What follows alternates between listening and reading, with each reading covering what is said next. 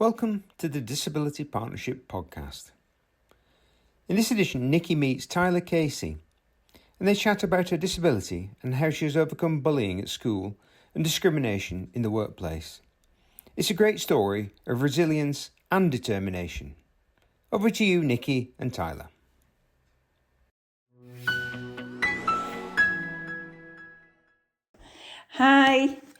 Hi again, it's Nicki from DPC and I'm down at Central Library in Halifax and I'm here to talk to Tyler Casey, who is actually an author. She has a book out in 2023, the book was out. Mm-hmm. She has her own podcast on YouTube and she's going to talk about, I suppose, life experiences and what you've overcome regarding schooling, college and educating people about disabilities, really. Yeah.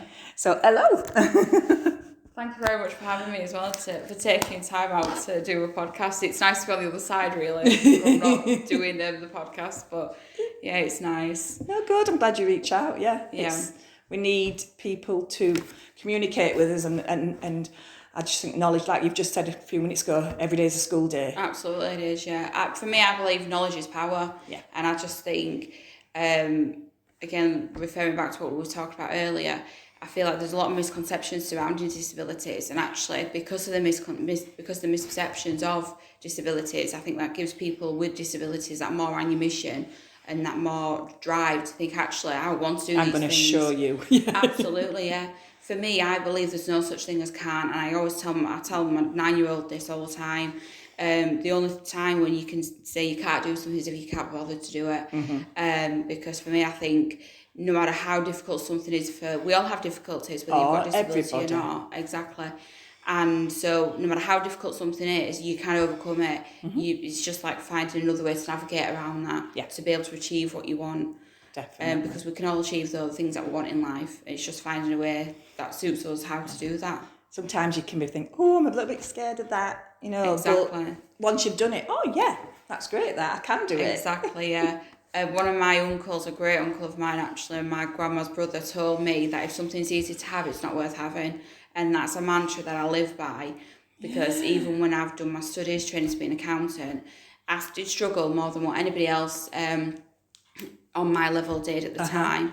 But I always reinstated to myself just how much I wanted this and the reason why I was doing it. And the reason why I was doing it is because I wanted a career, and of course raising my daughter as well. At the time she was a toddler, she would see me with my study books, and before she could even read herself, she would pick up a book as well, and she'd make up the stories based on what were going on the page. Mm-hmm. And ever since my daughter's seen that, she's now such a bookworm. She loves reading, and that's something that's clearly been instated into her by mistake, really, by me, because I'm not particularly a bookworm. But she saw me studying, and then she thought, well, if my mum's got a book, I'm going to sit and I want one too. Exactly, yeah. So that's definitely a life skill that I've learned.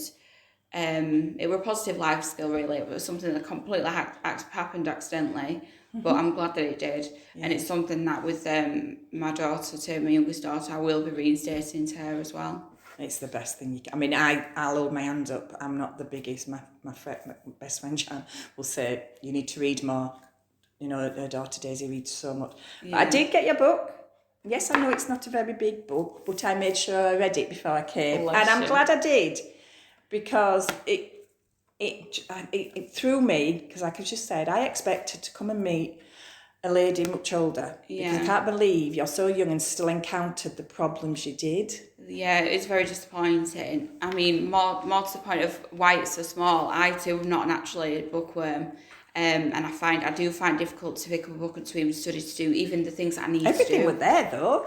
You'd done from. Yeah, well, this is it. So for me, I had to do it short, because I even writing my own book, there was no way that I was going to sit there and read and reread a big book. There was no way. So for people who are just like me, it makes sense to do a small book. Exactly. So I'm glad that you think so. No, I did. As I say, I don't normally, but I thought, no, I'm going to sit, and I did it in one sitting. Yeah. And it was impressive, and the fact that I was shocked you're younger than one of my sons, and I can't believe you still encountered that Yeah. at secondary school.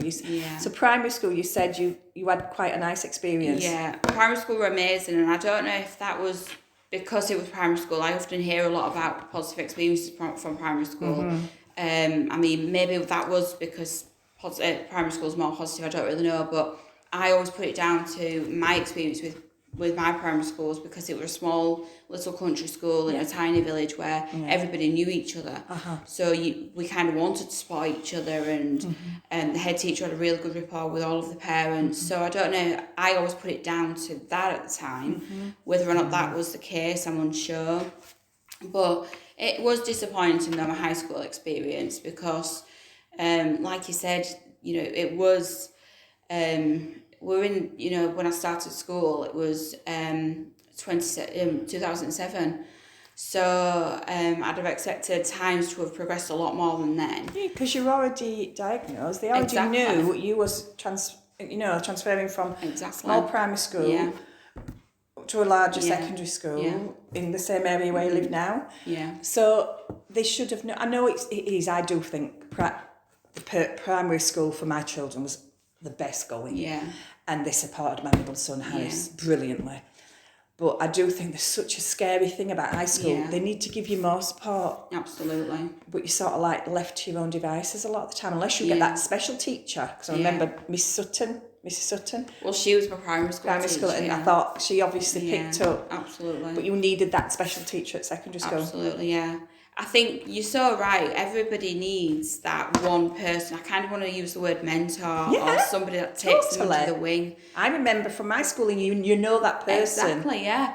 And we all need that person, and we all seem to have that person from primary school that we all remember. But unfortunately, my high school, I just didn't. I feel with high schools, education is so outdated, and if you don't fit into this old Victorian times down one road route, if you're either an overachiever or an underachiever, you miss out massively, and you just get left to go on your own, to your own devices, and it's really, really unfortunate. There's, in the day and age that we live in, there's not enough kids that are on that one track. There's too many other kids that are off the track, whether again overachievers or underachievers, and it's them kids then that are being led astray, and they're open really to go down a nondescript path, or but on very rare occasions can then turn out to do very well for themselves. And it's really disappointing, because I sympathise with the stress and the pressure that teachers are under, and again in today's day and age, but there needs to be more funding, more resources put into school. And one thing what I found with my high school experience was the kids that were naughty children, they were the ones that often get given more time. And that really, really frustrated me, because you've done really well. Let's give you this then to say thank you. Hang on a minute, I do well every day, but I don't get given anything. No. Some kids try it really hard every day, and then they get given nothing. Yeah. And some teachers as well, they don't have the time or the patience to sit and to teach somebody something who, again, being neurodivergent, who doesn't understand it in that traditional route that they're being taught, so that they're having to ask more questions, try and understand it in their own way. Yeah. And some teachers don't have the time or the patience to sit and actually go through that with them. And regarding, it was statements there, it's educational okay plans. Yeah. If you don't tick certain boxes, I mean, you were diagnosed with dyslexia and dyscalculia. Yeah. And then obviously with your hearing, you've said you're deaf in your right ear, and you've had numerous operations. Yeah. So that in itself, you need to learn different. Yeah, exactly. Yeah. And then it's not a big thing. They just need to help you and set it in place. Yeah. But to say, I'll just get on with it, or to just pass it off, and the bullying was just unbelievable. I just thought, no, to just dismiss that was just not right. Yeah. Not right at all. Yeah, they did that. I don't think schools can handle bullying. They can't deal with it. I think one thing what I'm hearing now, I don't know if this is a new thing that was coming about, every school seems to accept that they have bullying, which it's great that they accept it. It's great that they're not in denial about it. But then how then do you deal with it? Because I don't believe that schools do deal with it. I don't think that they do at all. But that goes on, because when that goes on because you have this idea in your head that that's how it's going to be. Yeah. You know, I don't want to jump to college, but you know, that's how when you start college, you thought, oh, hang on a minute. But why? To me, yes, it's all getting down to funding and the hours and that. Yeah. But I'm sorry, the teachers' hands are tied. You know, they can't discipline in any way, shape or form. Yeah. I won't name names, but I used to have a blackboard thrown at my head if I were talking in class. I am not saying that's correct. You know, we used to duck. In this day and age, though, kids would probably pick it up and throw it back at you, though. Precisely. As well. And they know, they just know that you can't say that, sir. You can't say that, this. You can't do that. And it's like, come on, there still needs to be a little bit of respect. Absolutely. No respect at all. No, there's not. None at all. No. And it must be so frustrating for teachers, but also flip it. When you've gone numerous times and said, and your mum, we need this addressing to not be addressed all through high school is appalling. It is. It really is. It's disappointing, and I just think I were left to go down a terrible route, really. There were so many terrible routes that were open to me, and actually at one point there were only the terrible routes that were open to me. And I look back now, and because of how badly I was being bullied, I don't know if it's whether or not to thank myself or thank whoever around me, but I do honestly just thank. I'm grateful for the fact that I didn't go down the wrong route of trying to befriend the bullies. If you can't beat them, join them. Yeah. I think I was always quite stubborn, and I stuck to my own guns. Good. And I knew that I didn't want to be like that. You don't want to be a sheep. Why be a sheep? No, exactly. I never wanted to be like that. I still didn't know, though, what else it was that I wanted to do. I just knew that I didn't like that. No. The things that they did. And I do know, looking back, maybe if I'd have tried to join in a bit more with them, maybe then I wouldn't have been bullied as much. But again, I think... It's a choice, though. Well, this is it, and I think this is, unfortunately, a lot of predicament what a lot of children find themselves in, that if they don't want to get bullied, then they need to join in then and act like the bullies, and either get into that wrong crowd of smoking, skiving school, missing classes, and I never did none of that, but it also didn't do me no favours for not doing that either. Mm-hmm. Yeah. So it's kids find themselves in a really, really difficult position. I do sympathise, though, with any teenager, because teenage years are a really, really difficult time, though, isn't it? We don't have youth clubs like we used to do. Well, we don't have places to go to. No. When I went to see Mixington Activity Centre and the church, they do so well, but she said we're full to brim for that youth club they run. Yeah. You know, there were loads, but I'm a lot older than you, but there was nothing. Yeah. I'm glad that they still have things like that, because I didn't even know what they did. Oh, it's brilliant up there. Brilliant community. But there's not enough. There is not enough at all. You know, and it's like, you know, let the kids go somewhere to play properly. Yeah. You know. Yeah, they just don't have that. And I think society's got a massive impact really on that. And just how the world is today, really. I think that's got a massive impact. Of course, it comes down to funding ultimately, you know. This country is run by money. But then I also just think, in order, though, as parents, though, in order to try and keep kids on that straight and narrow, that's where you then need to be a bit more proactive, though, yourself, and need to keep your eye on what they're doing, where they're going, who they're around, and probably be a bit more involved, though, really, with the kids' life. I think when kids go to primary school, I feel like as parents, that's when you kind of get like your own sense of freedom back, and you kind of think, right, they're old enough now, they're taking themselves off to school, they're coming back to themselves, I'll give them a key now, and you know, you might then increase your hours in at work, or you know, you have your time to be able to do what you want to be able to do. But actually, that's at a time when, because a lot more things are open to your kids. They mostly need more. No, exactly. I can't get into my boy's head. They mostly think I was too strict, but I still wanted to know what was up to, where they was. Personally, I think rightly so. I mean, I know I don't have teenagers as of yet, but even people already, they'll tell me just how overprotective I am with my girls and whatever else. But in this day and age, being a mother, well, this is it. But the world's even worse than what it was, though. You know, growing up.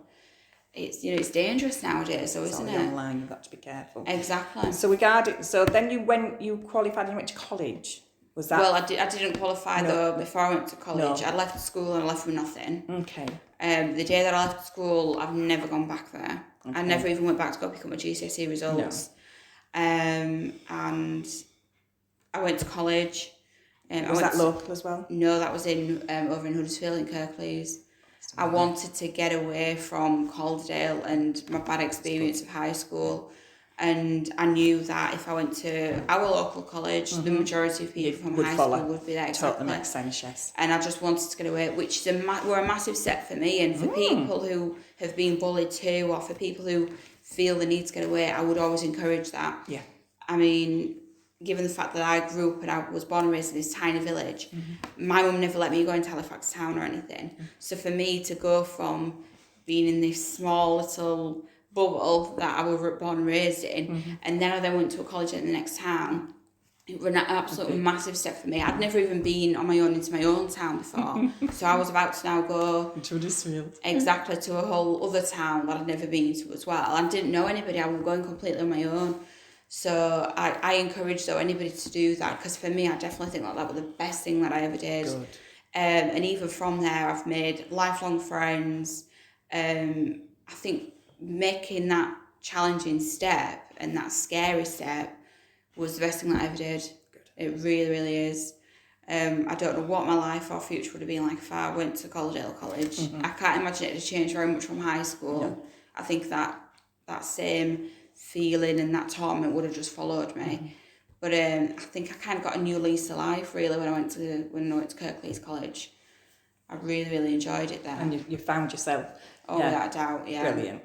That's really good. They were good, yeah. And I met other people who they didn't know nothing about me being bullied at high school, so I wasn't going there with kind of any baggage or any preempt names or anything. And I think if anything, that my biggest criticism of that is actually more so to myself, because I went there with that bad attitude. And somebody who I met on the first day, they were asking me what level I was on. Again, that were all dependent on my grades, because I knew I had really, really bad grades and I was on the lowest level. I actually thought, again, preempted, that they were going to take the mick out of me. Oh, yeah. And so I came back with like this smart ass, not very nice comment. And they were a bit taken aback and was like, what? Like, what? You're not used to anyone being nice. Exactly. I was not used to it at all. And it took me some time personally kind of to settle in, just because of the dynamics of it. Again, I didn't understand banter. I was used to just always being on that defence. And I had to learn, banter and not being so Read the defensive. room, sort of. Exactly. I had to learn all of that, which again are social skills that I should have been able to learn in high school. But because of all the years of torment that I went through, and every day it was draining, because I was on the defence all the time. It was really, really difficult. I almost feel like, because my mind was always taken up with preemption of what was going to happen, or trying to defend myself all the time, I almost had no room left for learning. That probably made the learning even more difficult, given as well all the disabilities that I faced as well. So you knew breaks were coming up. Oh God, what's going to happen? You knew lunchtime was coming up. Yeah. And even home time. Exactly. You're preempting what might not have happened, but most probably did. Well, but that's on your mind rather than pen to paper. Exactly. And dealing with the dynamics of different classes and who were going to be in them different classes, and preempting what was going to be said, or this happened last time, will this happen again, and just always ruminating over them kind of things. It's draining. It's really, really hard work. So then going to college then and having to, I think I kind of had to learn or teach myself how to think differently, really, and to not preempt bad things, because nothing bad happened to me at college. I had such a good experience. Brilliant. And it was only because of my own past experiences that I kind of let dominate, luckily just for a short time. But again, I was truly, truly blessed, and once I kind of came out of my shell, I actually spoke to people at college about, all my class friends, about why I kind of were on the defence all the time. They were so understanding, and they were lovely, and they were just amazing. I spoke to them as well about the fact that I was hard of hearing, because at college I didn't wear my hearing aid from being the age of 14. That was at college. That was at high school, and I stopped wearing it. And then at college, then I said, I wear a hearing aid, but I don't want to wear it. Then all of a sudden it was really supportive, and they encouraged me then to try and wear it and stuff. I mean, I had difficulties at times where I couldn't wear it because of ear infections and stuff, but, I wasn't being bullied because I had a hearing aid. And if anything, it were encouraged and it was welcomed and they were engaging conversations. So I felt like, oh, they are actually interested. They're being nice they're about not it. just taking the mickey and saying and calling your names like I've read in the book. They're going, well, how can we help that to make it any better? Exactly, and that is exactly what they did in a nutshell, really. Every single one of them, they were so supportive. And again, I made some great friends because of that. Yeah, so luckily it was really, really good, and the tutors were great. And I made many different friends, even on other levels. Met the father of my children. So brilliant. So how long was you at, what age would you have left college then? I left college at 18. Okay. Yeah. So then you talk about, was that your first job, what you talk about in the book? My first job actually was with Caldale Council after I'd left college. And that again were really good, really supportive. The council are really good at hiring people with disabilities, I think. Okay, yeah. And yeah, I got my first job as an apprenticeship. Then I went then into the HR and payroll department. I left there after I'd had my first daughter because that's then when I wanted to train to be an accountant. So I started studying again.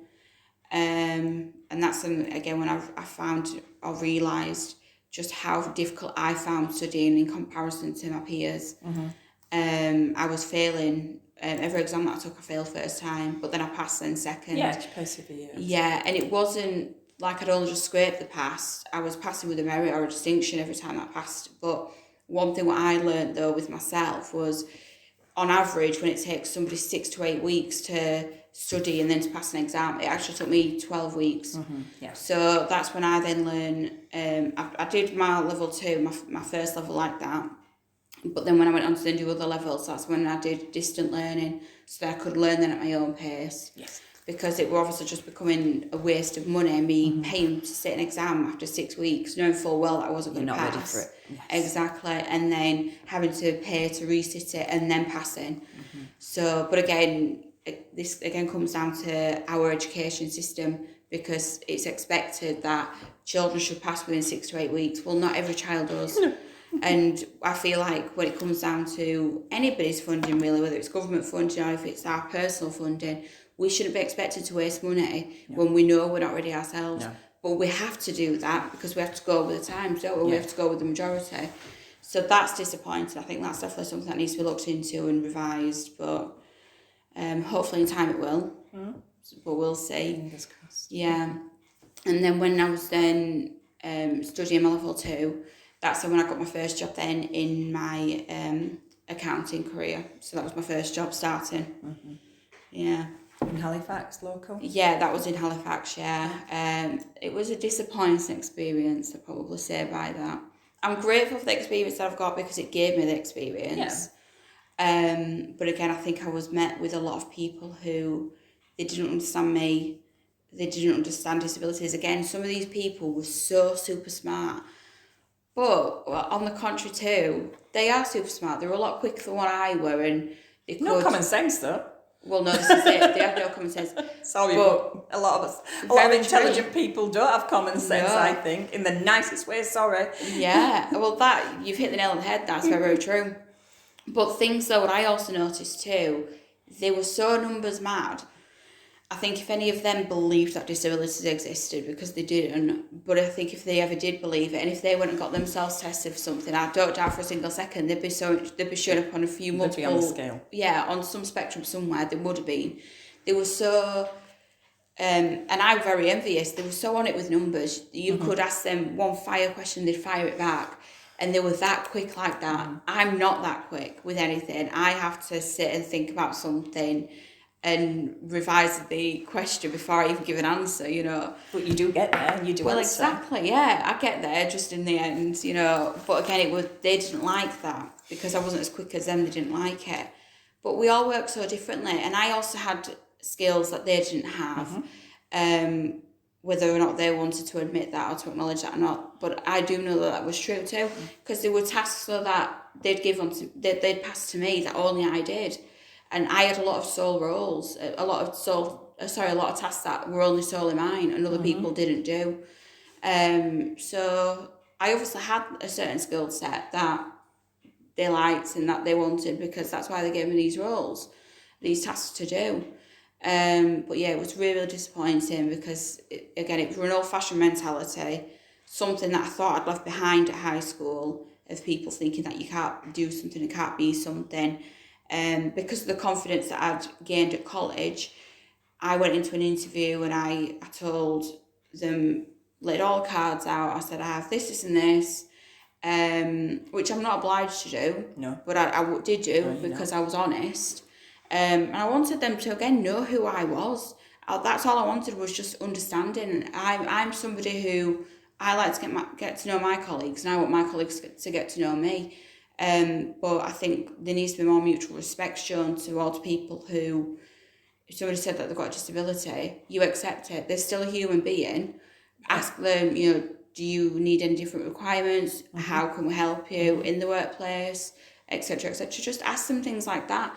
And if somebody does need help, well, then help them. Simple as. Because whether or not somebody's got a disability or not, everybody needs help at some point. Everybody needs help. So that's the thing. That was my expectation anyway. And in the interview, they did all seem very supportive, and then in the workplace, it just didn't happen how I thought it was going to happen, really. So it was really, really disappointing. On your CV, do you put a disability? No, not on my CV. I won't name names, but in the past, people have spoke to me and said, I've put my disability on the CV, and then I've sometimes not. Yeah. And they've got interviews with they're not. Absolutely. And that, to me, it were like, come on. Yeah. But I believe that wholeheartedly, and this is why actually I don't put any disability on my CV at all, because you've still qualified, you've still passed this at school, passed this at college. To me, you are qualified to do that job. Absolutely, yeah. I totally agree with you. And I think the main problem is, though, when you go for an interview, somebody can see you face to face, and they can get to know you, and they can assess you and your personality based if you'll fit in. And then if you feel that the interview is going well, you can then choose to disclose in that disability. Whereas putting it on a CV, people already They're judging you. They are judging you, and they're already now deciding, can they do this, can they do that? Or sometimes some people might say, I don't want to work with somebody then who's got this. And they might even be painting you with the same brush from a previous experience that they've had. And that again might be a previous experience from high school. Yeah. Yeah, and it's so wrong. Yeah.